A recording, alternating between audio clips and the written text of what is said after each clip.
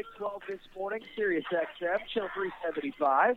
I'm Ari Temkin, along with Dave Archer, the former Iowa State Cyclones and Atlanta Falcons quarterback.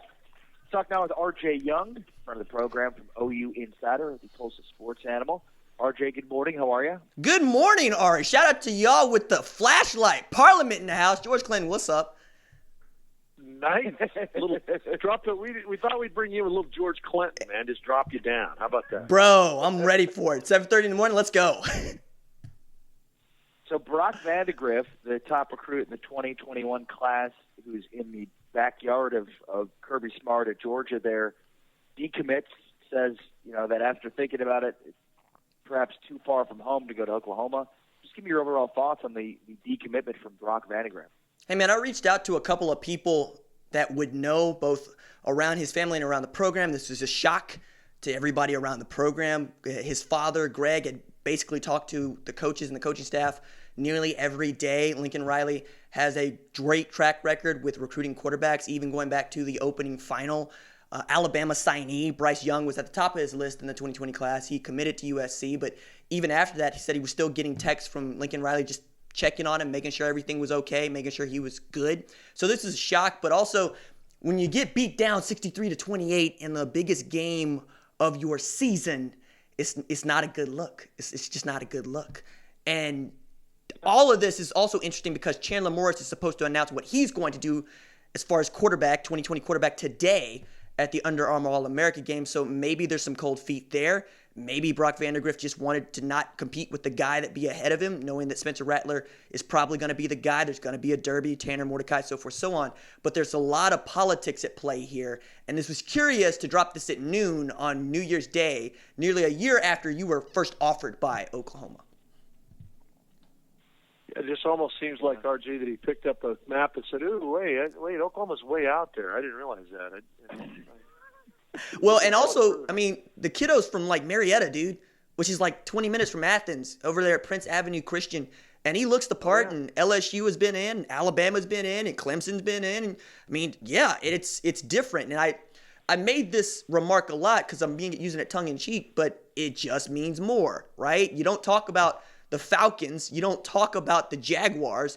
You talk about Clemson, Georgia, Alabama, Florida, and so forth in the South, and that means quite a bit to kids that are coming out of there. They know that this might be one of the biggest things they ever do in their lives. And for him to come to Oklahoma was also him saying, I want to be coached by the best quarterback coach and offensive coordinator in the country. But if I can get something like that at LSU, Georgia, or Clemson, why would I go all the way out there to do it? Yeah, no question about it. R.J. Young with us here on Big 12 this morning. Stetson Bennett is the backup at Georgia, and he's a kid that left the program and then came back. I've got a Nathan Priestley kid that has played minimal, and there's a chance with Jake Fromm's performance last night that maybe Fromm reconsiders and maybe goes to the National Football League. So, RJ, what is the fallout of the playoff loss now? 3 playoff losses for OU now. 4. Four. What does that do to the program? Where are we at? Yeah, 3 straight. Yeah, 3 straight. All 4 of their appearances have been losses. Look, there's 2 ways of thinking about this. There is the fact that Oklahoma is in this thing, and whether or not you like that they were invited or not, they were invited and they showed up. And they went 12-2 this season. They've won 5 straight Big 12 championships, and that is nothing to sneeze at. Then there's what I believe, which is the legacy of the state, not just the program, is winning, because this state was built on the idea that, hey, we didn't want a whole lot of people here, and then when we put people here, we want to kind of forget about them. And Dr. George Lane Cross showed up to become president of the University of Oklahoma, coming out of a Dust Bowl, says, I need to give this state something, not just this university something to be proud of, and saw what college football had done back east and decided he was going to recruit a great head coach. And he had to get his boss to get him in here. His name's Bud Wilkinson. And he created a monster. 47 straight. Leads to 7 national championships. 3 with Barry Switzer. 4 straight Orange Bowls in the 80s. The legacy of Oklahoma is dominance, right? It's not, hey, we're good enough to be in the top 5. It is where Clemson and Alabama have been. It's where LSU is headed.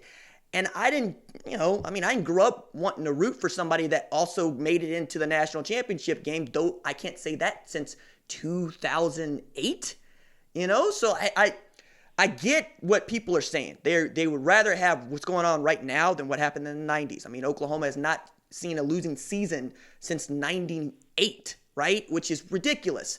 So there's that. But also, if you are irrational and the expectations are whatever you think they are, then no, you're not okay with this. But, if you want to be mentioned as one of the people that's just there, cool, be Texas. RJ Young joining us. Sirius XM, channel 375. What does it say anything about Oklahoma or Lincoln Riley that they've now lost two commits, certainly one in Vandergrift and then the other now in Jace McClellan, who decided to go to Alabama, or is it just sometimes how it goes in terms of recruiting? I think it's more how it goes. I mean, Lincoln Riley is a great recruiter. I remember how he finished out last year without a coordinator, closing really strongly, getting Ramondre Stevenson, Ron Stokes, Marcus Stripling, Ty DeArmond. But on the flip side, a guy like Ty DeArmond entered the transfer portal earlier this week. And that's indicative, I think, of what's going on with the defense, because DeArmond was a signing day steal last year. He was committed and ready to go play at Arizona State and perhaps end up in their Pat Tillman position with Herm Edwards. Lincoln Riley sends him a DM, say, hey, do you want to come up here? And he said, yes, sir. It's a dream. I'm from Arlington Bowie. That's what I want to do. Comes up here, doesn't play a single down, right? So, I mean, redshirt freshman and whatnot, true freshman, but I think it's indicative of a kid that just decided it wasn't going to work out. And I also would look at this with Jace McClellan 3 weeks ago, and I would say, yeah, he's got a point. The recruiting calendar really jammed him up this year. But on the flip side, that kid had been committed for over 2 years. And to lose him in the way that you did is more a mark against you than anything else, right? Because if you're able to get out to see him and others, perhaps there's more in this 2020 boat than you're considering. And I keep going back to it, man. Recruiting is where it begins. I get people don't want to believe that recruiting is the end-all, be-all. But hey, man, if you look at the teams that are winning national championships, they're inside the top 10. And more times than not, they're inside the top 5 each and every year. Look at Alabama's 2017 class. Didn't pan out this year because they took a loss to perhaps one of the best offenses we've ever seen in LSU. And then in a wild one against Auburn, they'd take an L. But you're talking about Jerry Jeudy, Devontae Smith, Henry Ruggs, Tua Tagovailoa. You look at their 2017 class, and it's bonkers. And there's a reason why they competed for national championships and won more than they lost. So, RJ, how, as a fan, and I know the fan's the fanatic, okay? That's right. Fan is short for fanatic. Right. And they're going to look at this, they're going to look back to Bob Stoops and Bob Stoops' run, which was tremendous. And having them have a chance to win multiple national titles, got one. So what do you... Is there a dividing line between what's going on with Lincoln Riley and what happened with Bob Stoops? Because there was a insinuation or a stench potentially that hung with Bob Stoops that he couldn't win that game or the big game, and now here you are with Lincoln Riley, who's kind of doing the same thing. So explain to the fan on that one. Man, Bob tapped this guy. Right? People really forget that. Bob went to Joe Constiglione and said, I'm going to step down if Lincoln's the guy. Right? And there was always this talk about losing Lincoln to another program as a coordinator or even as a head coach where he might have an opportunity. But Bob Stoops tapped someone who got it the way that he gets it. And I think there's way more in common between Lincoln Riley and Bob Stoops than people really want to think about because of how good Lincoln has been as a play caller and how forward-thinking he's been with their digital content and with his really zealous nature, I should say, for recruiting. But I would think that, hey, man, they're kind of the same. I mean, Bob Stoops is the guy that went to Lincoln Riley after the Kansas State loss and said, hey, remember, every loss at Oklahoma is shocking. And Lincoln really took that to heart. And I think if you gave Lincoln the truth serum, he wouldn't say Ruffin McNeil is his mentor. He would say it's Bob Stoops. And Bob is still very much around that program. His kiddo, Drake, plays wide receiver over there, and Lincoln really does talk to Bob on a regular basis about what's going on and how it's going on. So if you want to draw some comparisons between the way that the games have gone for Bob in large games and the way they've gone for Lincoln, there's really nothing I could say to dissuade you, because we're talking about Oklahoma being 0-7 in playoff games and national title games since 2000, and now Lincoln has had a heavy hand in that, right? 3 straight appearances in the semifinal, 3 straight losses, 2 of which were embarrassing. So, I mean, yeah, I really think that they got a point here, Dave. RJ, what do you think of the Big 12 going 1-5? What do you think about the conference this year going 1-5 in bowl games? Friggin' gross, man.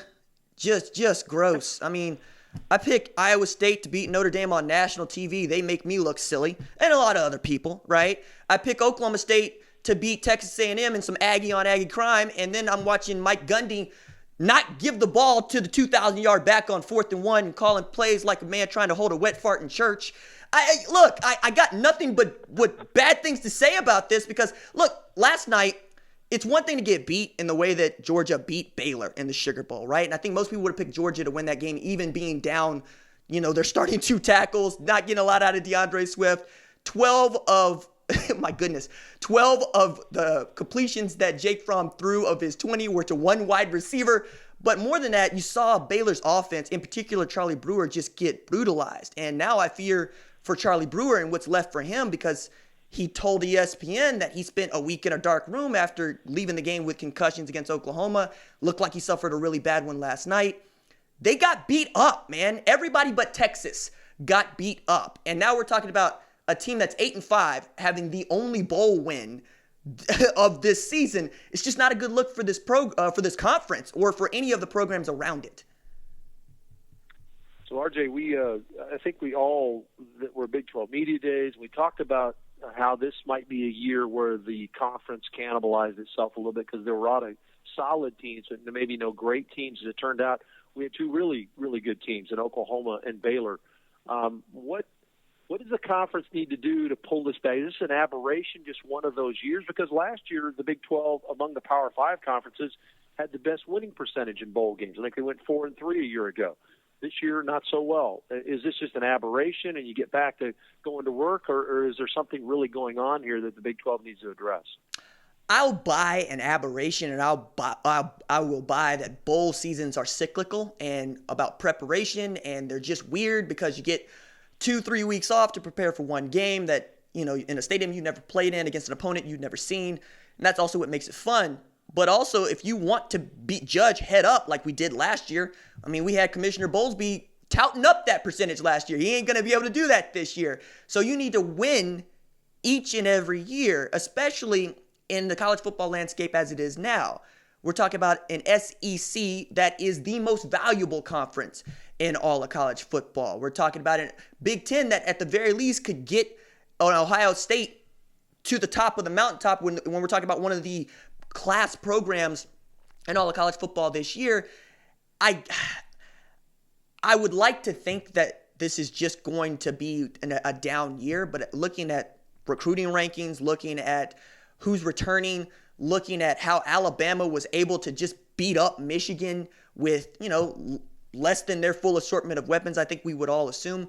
And looking at how Notre Dame beat Iowa State, looking at how Navy basically used Malcolm Perry as a blunt object to beat Kansas State, I just don't see them really delivering on any of the expectations we have for next year. Of course, this is January 2nd, and things change, Dave. But, man, it almost feels like Oklahoma's going to be third best. The Big 12 is going to be third best among the Power 5 conferences. And that's even with the Pac-12 sneaking up on you with a really good win in the Rose Bowl. With an Oregon team that a lot of people wanted to see in the playoff beat Wisconsin, a really good Wisconsin team that we all really enjoyed watching play football. So I don't know what to do with this conference except say go recruit better and go win the games that matter to the rest of the country, because winning this league used to mean something great. I'm not sure that winning this league still means something great, Dave. Wow, great point. RJ Young, make sure to follow him on Twitter. Check out what he does for OU Insider, the Tulsa Sports Animal, and subscribe to his YouTube page, The RJ Young Show. RJ, the TV personality too. TV personality too, right? In for Adam Shine last week on CBS Sports Network's Time to Shine. Yeah, man, that was a lot of fun. I got to sit in with Evan Washburn. I think I went like 2-5 on my bowl picks on national TV, so that's not a good look. Dude, it's one of those. It's that time where we got to sit with crossed legs and some incense burning. We're going to find it. We'll find it. Okay, all right. God. Started from a step mill, now we hear. Yes, sir. Appreciate you, my man. All right, fellas, I appreciate you. Happy New Year.